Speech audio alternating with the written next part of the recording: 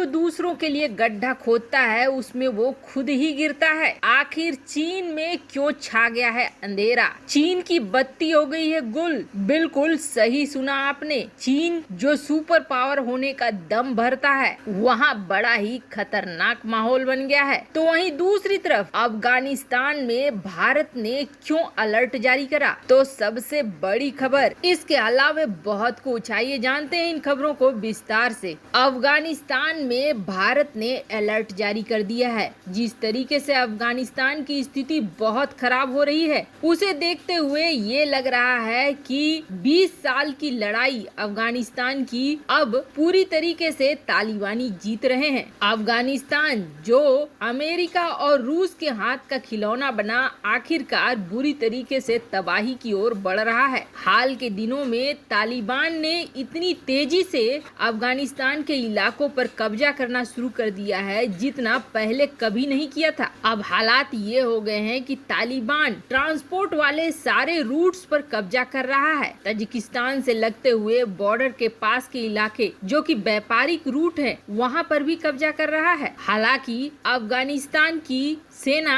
रोकने की कोशिश कर रही है, लेकिन भारी पड़ जा रहे हैं तालिबानी। इसका अंदाजा आप ऐसे लगा सकते हैं कि 50,000 लोग आसपास के भाग चुके हैं इधर उधर। पाकिस्तानी बॉर्डर पे भी अफगानिस्तानी सेना और पाकिस्तानी सेना के बीच में मुठभेड़ हो गई है, जिसमें 2 पाकिस्तानी सैनिक ऊपर भी चले गए हैं। कुल मिलाकर साधारण भाषा में कहें तो इस पूरे इलाके में हालात बहुत गंदे हैं, बहुत बुरे हैं। और इन सब के बीच आपको बता दें, अफगानिस्तान में भारत के कई बड़े प्रोजेक्ट चल रहे हैं। भारत ने $3 बिलियन खर्च किया है अफगानिस्तान में, और यहाँ पर इस वक्त अफगानिस्तान बन गया है दुनिया का सबसे खतरनाक जगह। जिसके बाद भारत ने अलर्ट जारी किया है। भारत को डर लग रहा है कि कहीं उसके नागरिकों को अगवा न कर लिया जाए, उसके नागरिकों के साथ कोई गलत हरकत न हो जाए। भारत की एम्बेसी ने अलर्ट जारी करते हुए अपने नागरिकों को ये कहा है कि जो भी भारतीय अफगानिस्तान में है,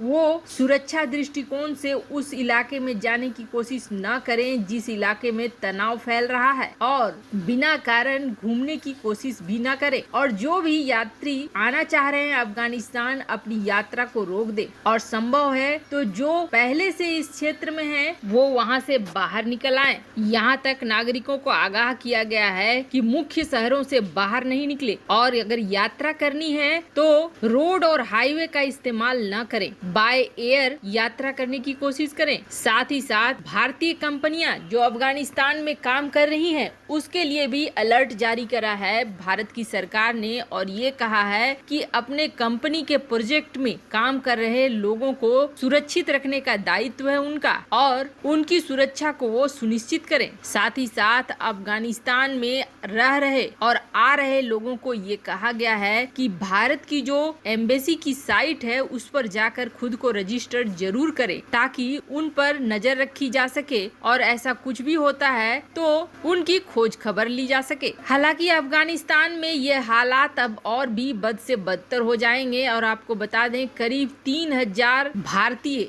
ऑफिशियल डाटा के अनुसार इस वक्त अफगानिस्तान के अंदर हैं। बेहतर होगा कि जो हालात बिगड़ने से पहले इन्हें वापस बुला लिया जाए। वहीं दूसरी तरफ बड़ी खबर निकल कर आ रही है चीन से। पहले तो आप ये जान लीजिए, चीन दुनिया को जो दिखलाता है उससे कहीं ज्यादा कमजोर है चीन अंदर से। पहली लड़ाई खुलकर उसने लड़ी वियतनाम के साथ। वियतनाम चीन की तुलना में एक छोटा सा देश है, संसाधन भी छोटे हैं, लेकिन वियतनाम ने पटक पटक कर धोया चीनी सैनिकों को। अब बारी थी गलवान में भारतीय सैनिकों ने बुरी तरीके से धोया। जब रियल फाइट का सीन आता है तब चीन की असली स्ट्रेंथ निकल कर सामने आती है, और उस वक्त चीन दिखता है कि अंदर से चीन कितना कमजोर है। अभी हाल फिलहाल में ये बातें कही जाने लगी थी कि चीन सिक्योरिटी के मामले में, साइबर सुरक्षा के मामले में बहुत आगे निकल चुका है, IT के मामले में बहुत आगे निकल चुका है, और सॉफ्टवेयर के मामले में बहुत आगे निकल चुका है। पर ऐसा नहीं है। टेक्नोलॉजी टेक्नोलॉजी को लेकर जो रिपोर्ट सामने आई है वो रिपोर्ट पूरी दुनिया को चौंका रही है। ऐसा इसलिए क्योंकि अमेरिका से जहां चीन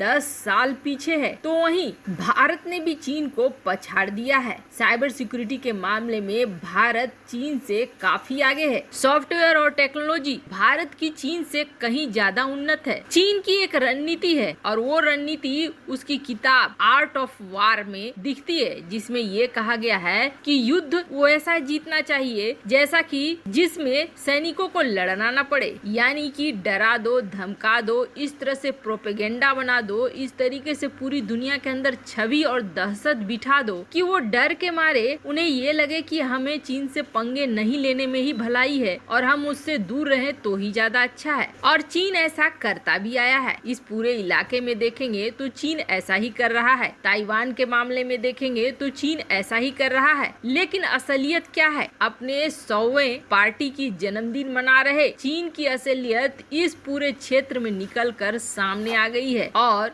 इस क्षेत्र में जहां बड़ी तेजी से महामारी फैल रही है, ये तो हमने सुना ही था। गैस पाइप लाइन फट रहे हैं, ये भी हमने सुना था। कई जगहों पर विस्फोट हो रहा है और कई जगहों पर आग लग रहा है। ये सब कुछ इस पूरे इलाके में हो रहा है और ये पूरा इलाका है एक औद्योगिक इलाका। $5 ट्रिलियन इस इलाके से जाता है चीन को। $5 ट्रिलियन एक बहुत बड़ी रकम है। चीन की अर्थव्यवस्था में ये बहुत बड़ा योगदान है। पर अब ये इलाका एक और बहुत बड़े संकट से जूझ रहा है, जिसके बारे में चीन ने खबरों को बहुत दबाने की कोशिश करी, लेकिन वो खबर आखिरकार निकल कर बाहर आ गए। ये जो प्रांत देख रहे हैं आप, गुआंगडोंग प्रांत, इस अकेले से चीन को $1.7 ट्रिलियन की मदद मिलती है। यानी कि चीन के वार्षिक इनकम का, इकोनॉमिक आउटपुट का 10% तो अकेले ये इलाका देता है। अब इसके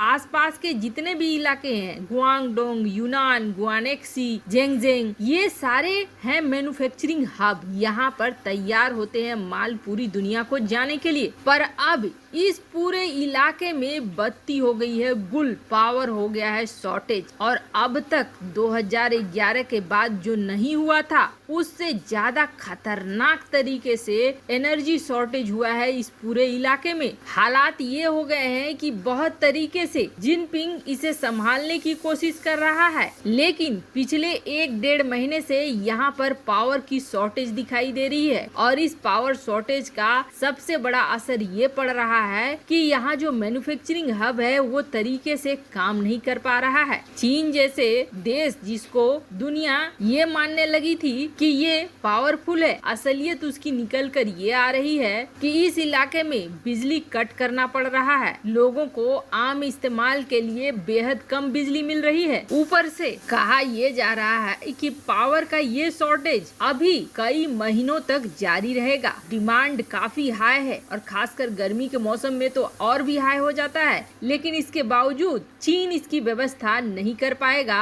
और ये पावर शॉर्टेज बना रहेगा। इस पे आप आर्टिकल भी देख सकते हो किस तरीके से चीन इस वक्त पावर शॉर्टेज को झेल रहा है और ये पूरा इलाका बुरी तरीके से तबाह हो रहा है। और बड़ी बात ये भी है कि यहाँ पर जो एक न्यूक्लियर प्लांट है उसमें रिसाव हो रहा है, जिसकी वजह से उसे बंद कर दिया गया है। ये भी एक बड़ी वजह है पावर शॉर्टेज में। वैसे आपको क्या लगता है, भारतीय नागरिकों को अफगानिस्तान छोड़ देना चाहिए? कमेंट कर अपनी राय जरूर बताएं। जल्द मिलते हैं अगले वीडियो में नई खबर के साथ।